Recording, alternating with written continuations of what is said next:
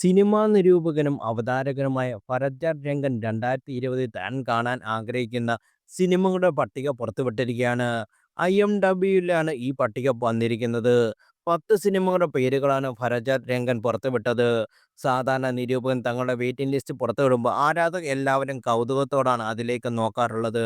എന്നാൽ ഇത്തവണത്തെ ബിആറിന്റെ ലിസ്റ്റിൽ തങ്ങളുടെ പ്രിയ താരങ്ങളുടെ അപ്കമിങ് സിനിമകൾ വരുന്നില്ലേ എന്നായിരുന്നു പലരുടെയും പ്രാർത്ഥന. അതിന് കാരണമായത് 2025 ബിആറിന്റെ ലിസ്റ്റാണ്.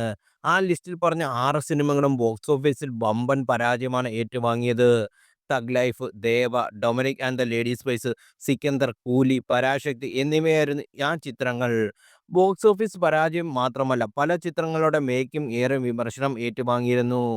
പട്ടികയിൽ 2026 പട്ടികയിൽ 10 സിനിമകളാണ് ഫരരാജ് രംഗൻ തിരഞ്ഞെടുത്തത്.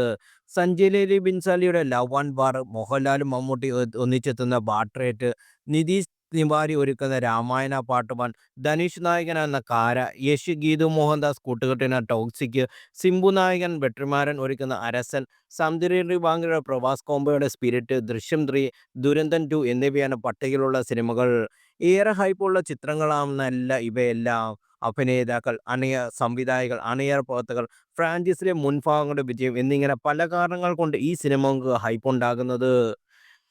ഫരരാജ് രംഗനെ പോലുള്ള നിരവധി സിനിമാ പ്രേമികൾ ഈ ചിത്രത്തിനായി കാത്തിരിക്കുന്നുമുണ്ട്.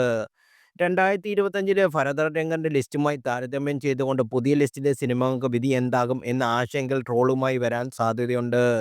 മമ്മൂട്ടിയുടെയും മോഹൻലാലിന്റെയും ആരാധകർ ഇക്കൂട്ടത്തിലുണ്ട്. പാട്രിയറ്റും ദൃശ്യം 3യും പരാജയം ഏറ്റുവാങ്ങുമോ എന്ന ഭയമാണ് ഇവരെ ചിലർ പങ്കുവെക്കുന്നതും.